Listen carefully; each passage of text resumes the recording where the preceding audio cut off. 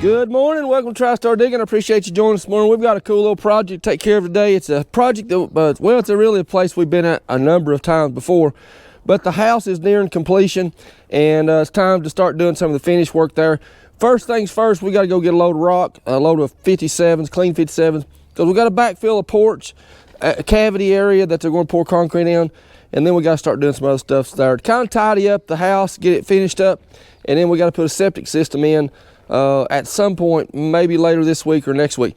First things first, we've got to get the old Big Mack here started up, and we've got to go to the rock quarry and get those rock. But I want to take notice here. I want to always kind of check the oil in here. Well, I do always check the oil. Somebody parked this truck really close to this post, and I can't get the hood up. I'm gonna have to start it up and back it up a little bit in order to get the hood up. But I want you to look how close somebody got. That's too close for comfort. Let's get this truck started up and let's go to the rock quarry. Oh yeah, never a doubt.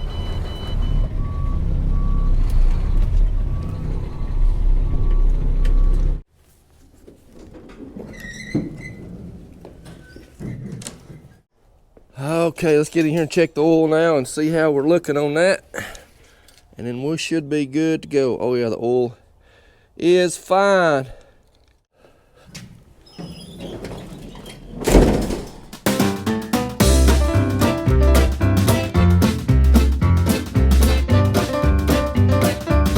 At some point, I want to give an update on the truck here. You've seen in some previous videos, I had a little bit of issues with the air governor was leaking. I had a coolant leak, which was an ordeal. My goodness, that was a job to get that fixed. Had a few little oil leaks. I got some of those stopped. But the old truck's doing pretty good, and I am very pleased with it. I've used it a little bit to haul some equipment, hauled a little bit of dirt. But I am overall tickled to death with this truck. It has been great. Let's head down the rock quarry and see if they can sell us any rock.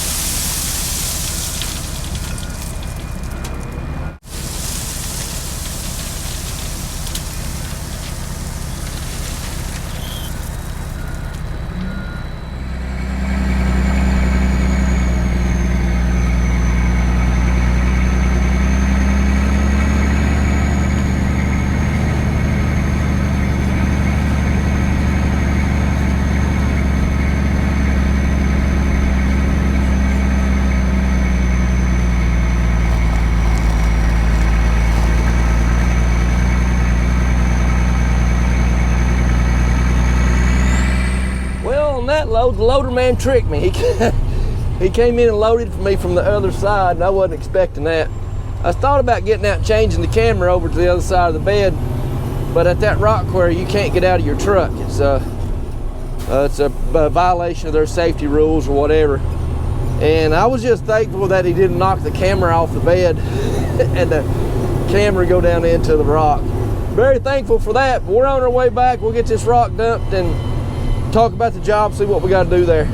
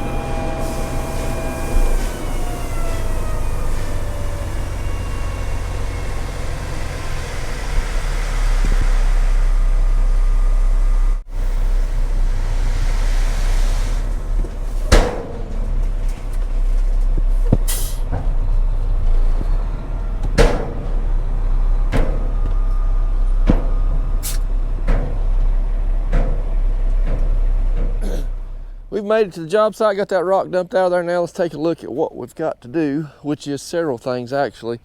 This house is kind of ready for, well, not kind of ready, it is ready for finished grade. They've got the brick in place and all that taken care of. What the bulk of this rock is for this porch. And I'm gonna backfill this porch area with all that rock, and then I'm gonna fill it up to right here, which is the concrete line. And then they'll put concrete, pour concrete from here up to the top edge of that brick right there. And then of course I've still got all the work to do around the retaining walls there that I've built, and backfilling around this. And then the next thing, other than getting this done, that needs to be done today, is building a little pad for the heat and air unit, which is over here on this side of the house, and it goes right there where that plumbing comes out. I've got to check with the builder and see how high that grade is. He told me how high he wanted the pad right here, but I forgot.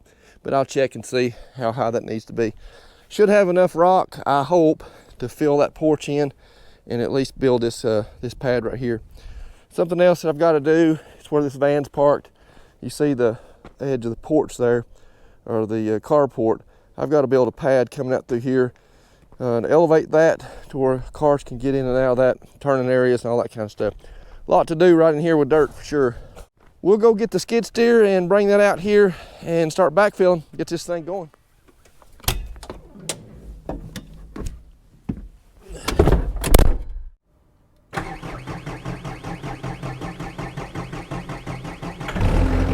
We got the skid steer warmed up now. Let's head out to the job site, and then I'll have to walk back home, which is not very far, and pick up the truck with have my tools and blazer and everything on it. And let's head that way.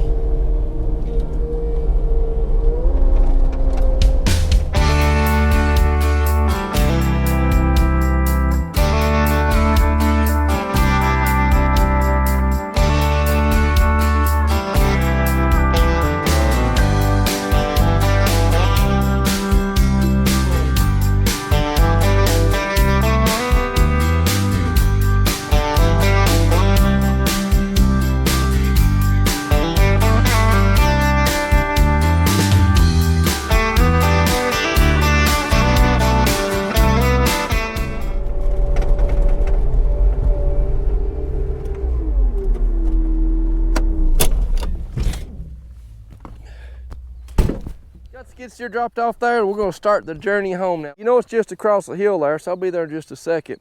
But as I'm going across through here, I want to give a shout out to Thomas and Sean. They are parents of a guy that I'm working for, Nathan, on another job that you see the videos of. But Sean especially said she wanted to see more of the Pyrenees dogs. So she said she watches for those dogs. So I'm going to, as we're going over through here, we'll visit with Ruby and Bowser. And if you've seen Ruby before in the videos, Ruby is she's a young girl. She's not very old at all. I think she's probably 10 months, I guess, now. And it's Bowser's girlfriend. Bowser's been around for a while. Oh, Bowser's getting pretty old, actually. But Ruby is the star of the show. She loves to show out. And I don't know where Diesel's at. Diesel's over there. He didn't want to come through the electric fence. Anyway, we'll head back over through there and get the truck and head back over to the job site there. Ruby, why are you knocking me down?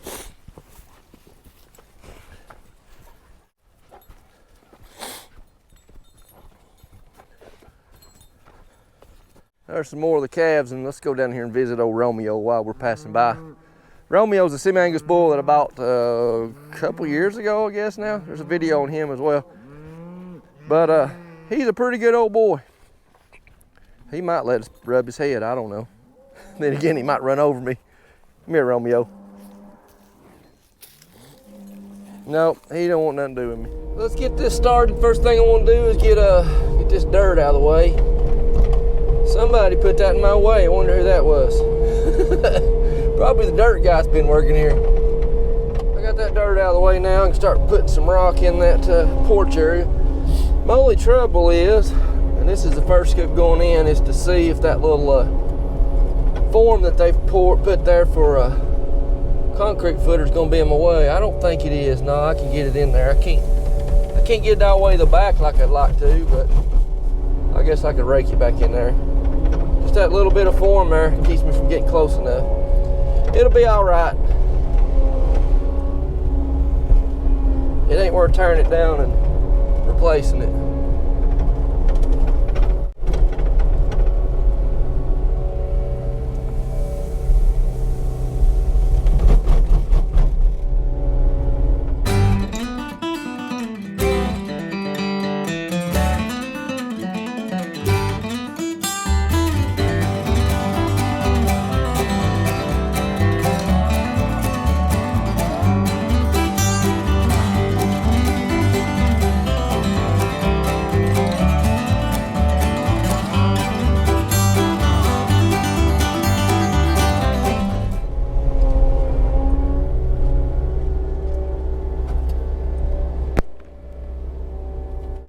Y'all just having a bad day.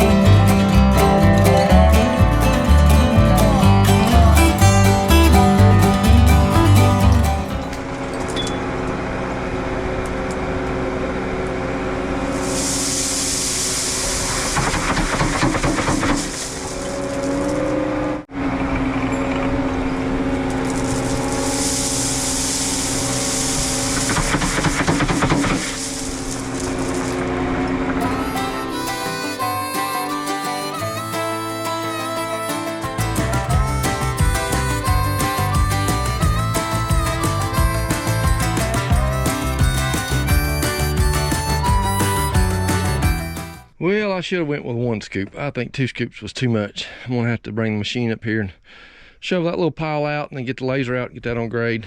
And I'll have it done other than compact it in there, but that's unfortunate. I got to shovel that out.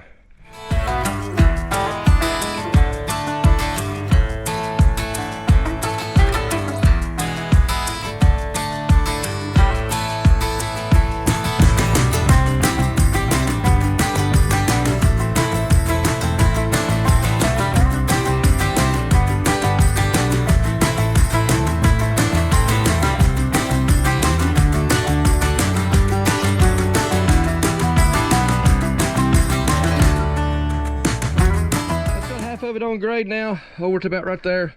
I'm gonna finish that side, get that on grade, and then I'll bring you back when I set that packer in here and get that packed in.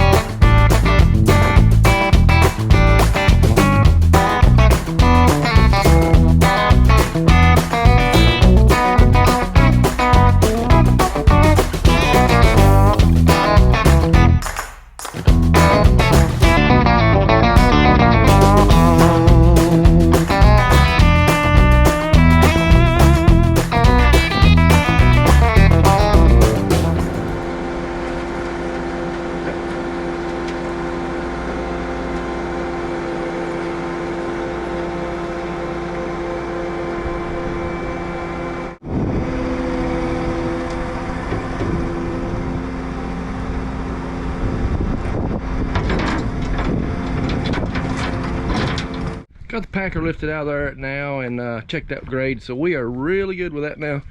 That's on grade for 4 inches of concrete, and that's packed in really nice. Move back around here to the back where we're going to build this little pad for the heat and air unit. I'm anticipating the back filling up to about right in here, so we'll get that leveled there and they can set that in here.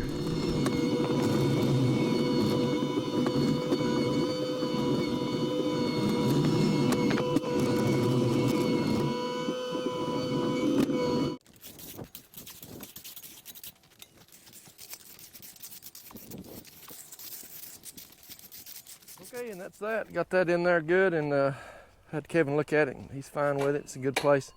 Looks good. I'm gonna take more of this rock right here and fill in around this utility line here, the power line.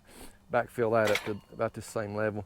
Then kind of slope it back and probably start filling this in with some clay and building that up. Been a slight change of plans on what's here behind me. I was going to get ready to start building that approach and that elevated pad area to get into the carport. I've now found out that this area is going to be concreted, so there'll be somewhere right in here the concrete will start, and there'll be a turn to go into the carport and then an area to back out. In order to get that packed in there right, I need to go get the Volvo packer and make sure I get that packed in. I was going to just track it in with the skid steer if it was going to be gravel, but since it's going to be concrete, I want to really make sure that pad gets in there tight.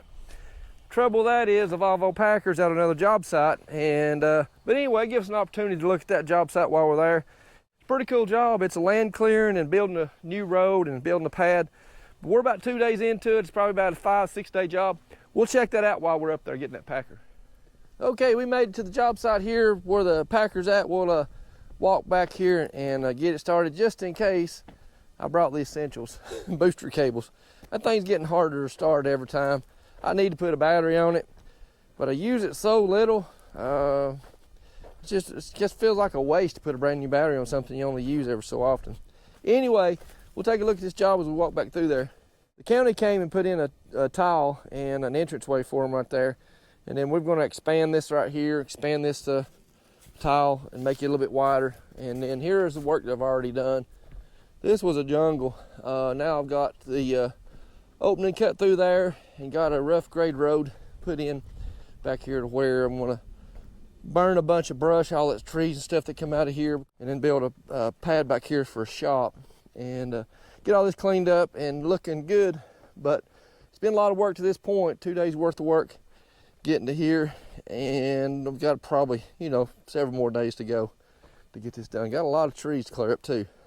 Back in here now where the equipment's setting, and you can see all the brush I've already got down, and big huge pile back there behind the packer. Let's get this thing started up, get it on the trailer, and get back to the other job and get back to work on it. I'm really hoping this thing is going to start right up. Turn the master switch on there. Do a little heat cycle. Come on, baby. Nope, it ain't going to happen. Let's get this cover off of here, and I purposely parked the dozer right here, knowing that it likely wasn't going to start.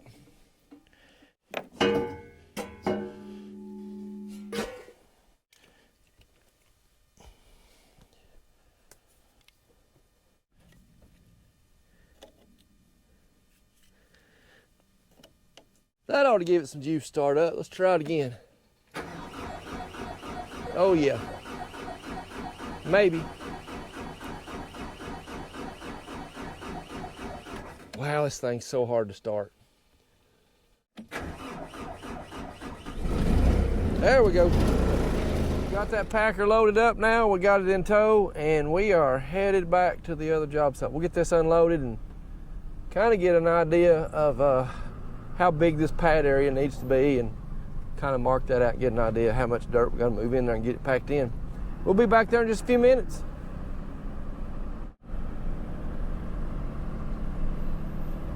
Made it back to the job site. Got the skid steer and the Volvo packer here now, and I've kind of went ahead and kind of made myself a footprint here of where I'm going to build the pad. I got the topsoil already clipped off and pushed over here into a pile. I've got a couple options here. I know you can't see great on the camera, but where that carport is right there, it's a real steep slope down into right here. A couple options is, one is to build a pad on a slope and bring it down into here like that, but you'll always be coming in the driveway and turning uphill and turning into carport. I don't like that. If it was mine, I wouldn't want it that way. So my idea is to build a pad from the bottom of that concrete carport entrance right there, and bring that pad out, put a little bit of a slope, a little bit of grade on it so water will run off of it, not completely flat, and bring it down into here, and it probably, we'll probably be filling it in about, I'd say 3 feet here on this end, and it'll square up with the porch right here, and then come square down to here, and we'll square back into the carport right there. And then, you know, we'll be high right here, and then my idea is to slope that off back into the driveway, because this kind of comes in as a slope anyway. And that way, your incline is coming up into this area, and then you turn and go into the carport. That's my idea for now, and you know how things change around here, but we're gonna get it built like that and make some modifications as we go along. And if she doesn't like it, then we'll figure out something else. But for now, that's what we're gonna do.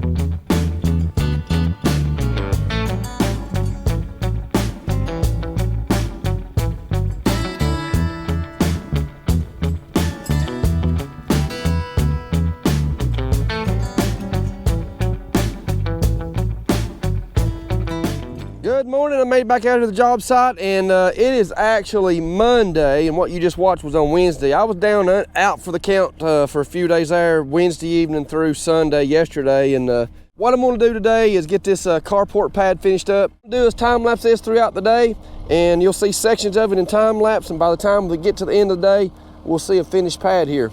I hope. So let's get started.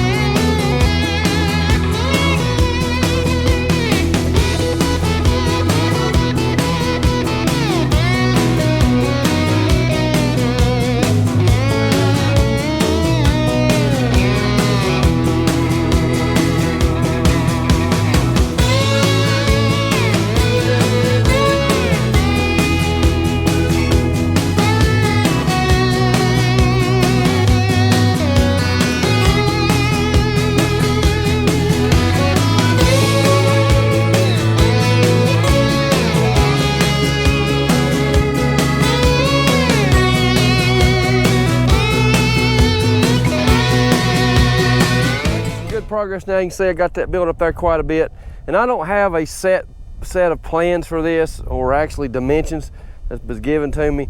I just kind of trying to make it to where a car can pull out of that carport and back into here and come out through here. I've measured off 40 feet from the edge of the carport there back to here, and I think basically what I'm going to do is do a 2% slope, which will be 2 inches every 8 feet. So there'll be basically 10 inches of fall from the edge of the concrete there back to here. That'll be a decent amount of fall to keep the water from ever going back in that way. And it won't be steep at all backing the car up from there back into here. What I'm gonna do now, set up some grade stakes, one on this corner, one on that corner, one in the middle, and I'm within 3 or 4 inches on the back side back here of having that on grade with that 2% slope. We'll get those grade stakes set up, and then I'll get this on grade back here in the back, and then I'll work my way forward, putting it on grade up to the carport area. And then once I get that done, I'll stake it off, probably put a thin coat of rock on it because I've got some extra rock here, that 57s, and just kind of define what I've laid out for this. And then my sister can look at it later with the builder, and then they can decide if it's too big or too small or whatever the case may be. And then we can tweak it from there. One other thing I want to mention is that this is a steep bank right here, but that's going to transition off way out into here because I've got plenty of dirt to do that with. And then that driveway is going to be wide, and you see it's 10 feet wide there. I'm going to widen that out to where it'll hit the corner here and be a good wide turning area to come into there. Same thing with the backside. That's a pretty steep slope, just my necessary for building that pad, but I'm going to slope that thing way off into here. That way you can mow it and won't have no issues with it there.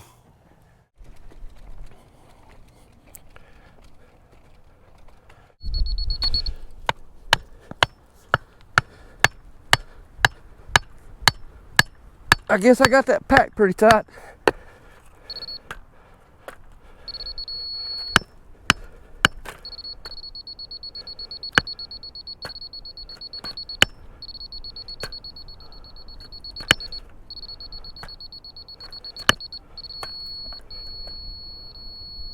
All right, that one's on grade. Let's get the center one on the grade, and then we'll get to the other side.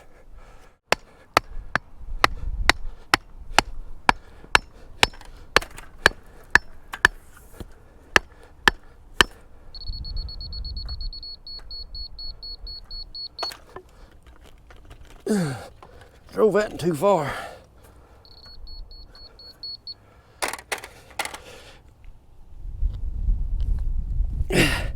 Wow.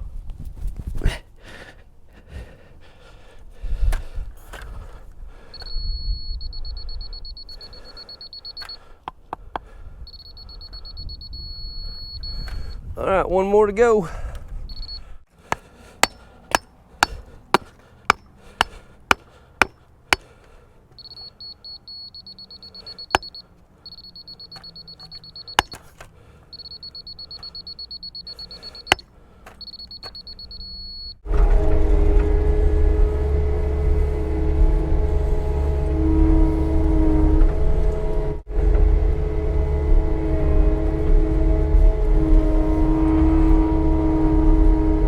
All right, well, that's how I'm gonna do that. I'm gonna get those on grade here at the end and work my way back to carport. So I'll be back in just a little bit when I get a little bit more done. All right, I got the pad finished and put on grade. Now I'm gonna put just a little bit of rock on it in the area where the concrete pad would be. And that'll give them a reference of what the concrete pad would look at, see if it'd be enough room to get cars in and out.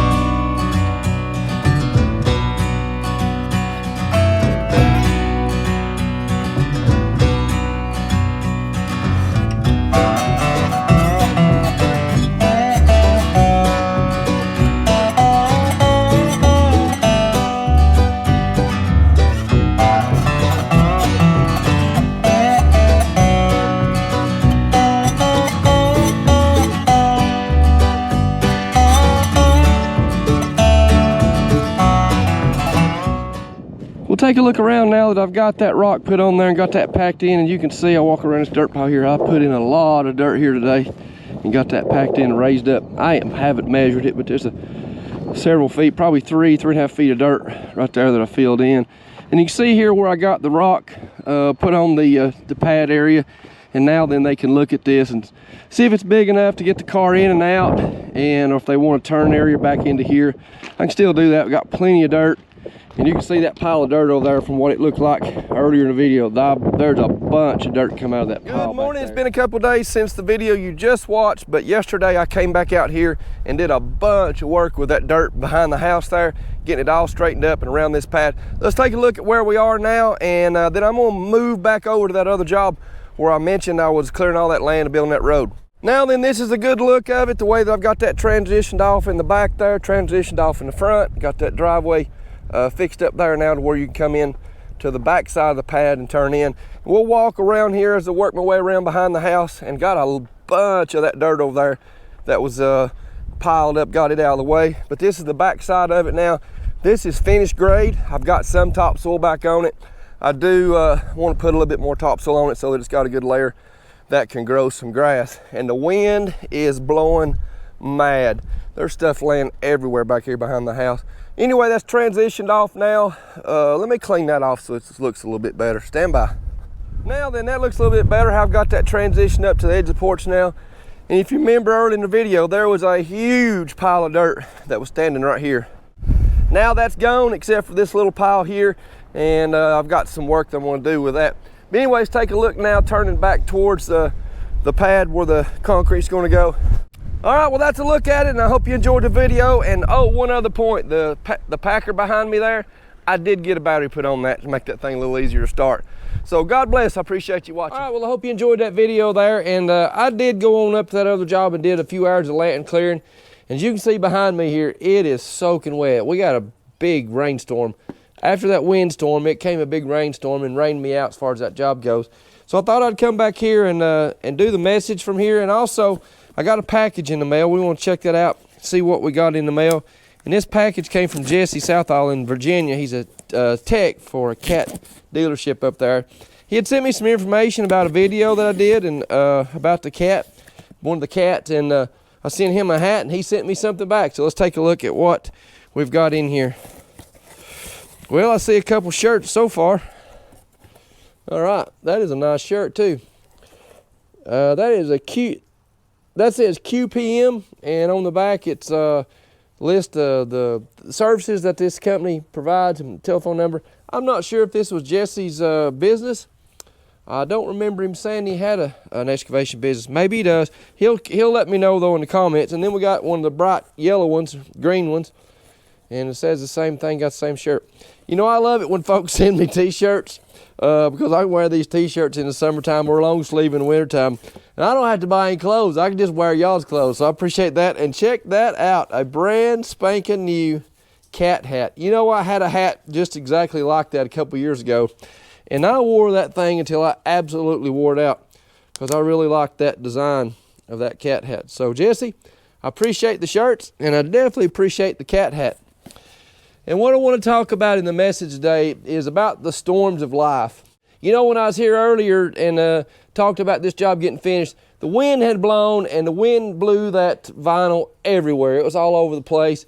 And in the midst of a storm, really don't know what's going to happen in our life. It's just chaos and just a wreck. And you just see the remnants of it, like that vinyl and all that stuff laying on the ground. But I was thinking about that as I was doing the work a while ago. And just like I took just a few minutes there and cleaned that up and put that back in place, God does the same thing. God sets things in order in our life in the midst of chaos. When there's storms and troubles and trials in our life, if you're a believer in Jesus Christ, if you're trusting in Him, He's your Lord and your Savior, then you can look to Him for the guidance and direction that we need in our life. You know, I'm reminded of a story in Mark chapter 4, starting around verse 39. Actually, verses before that, there was a storm going on. The disciples and Jesus were crossing the sea, and there was a storm that came up, and Jesus, the Bible says that Jesus was asleep in the stern of the boat. So in the middle of this storm, the disciples were fearful. They went and woke up the Lord, and they told Him and said, "Do you not care that we are perishing?" And Jesus spoke to them and said this. Matter of fact, He spoke to the storm, and He said, He arose and He rebuked the wind and said to the sea, "Peace, be still." And the wind ceased, and there was a great calm. What I find fascinating about this story is that even though the disciples had been with Jesus, traveling with Him and spending time with Him, in the very last verse of that particular section, and they feared and exceedingly said to one another, "Who can this be that even the winds and the seas obey Him?" You know, the disciples were marveled there. They were beside themselves, really, because they called upon Jesus to answer their request to help them. And Jesus simply said, "Peace, be still." And could you imagine the storms raging and the wind blowing and the rain and all that stuff? And Jesus just simply says, "Peace, be still." And that storm stopped. And they were amazed at that. God will do the same thing in our lives. We do go through storms and trials in our life, and God allows those things to happen, just as He allowed this to happen. so that we come to a point where we rely on and we trust in God for the things that we need in our life. And because of that, we know that all things work to the good of those who love the Lord. And the matter of fact, that's spoken of in Romans chapter 8, verse 28, and it says, we know that all things work together for the good to those who love God, to those who are called according to His purposes. Did you get that? Those who love God and those who are called according to His purposes. If you're an unbeliever, you don't have these promises. But as a believer and a Christian, a believer in Jesus Christ, we have these promises and these assurances that the Bible speaks about there. If you're an unbeliever, you don't have these promises, you can. You can by placing your faith and trust in the Lord Jesus Christ. I want to end by saying this. In Psalms chapter 46, verses 1 through 4, this is where we get the assurance that God is our help and that God is our fortress, He is our strength. It says this, God is our refuge and our strength in the very present help in trouble. Therefore we will not fear, even though the earth be removed, though the mountains be carried into the midst of the sea, though its waters roar and be troubled, though its mountains shake with its swelling. What that's saying there, that even in the midst of chaos, the world falling apart, it says that God is our refuge and our strength and our very help in the present trouble. So who is your help? Who are you relying on? If you're a believer in Jesus Christ, we can trust in His Word. We can place our faith and confidence in knowing that God's in control. If you're an unbeliever, you're not trusting in God, you're just simply on your own.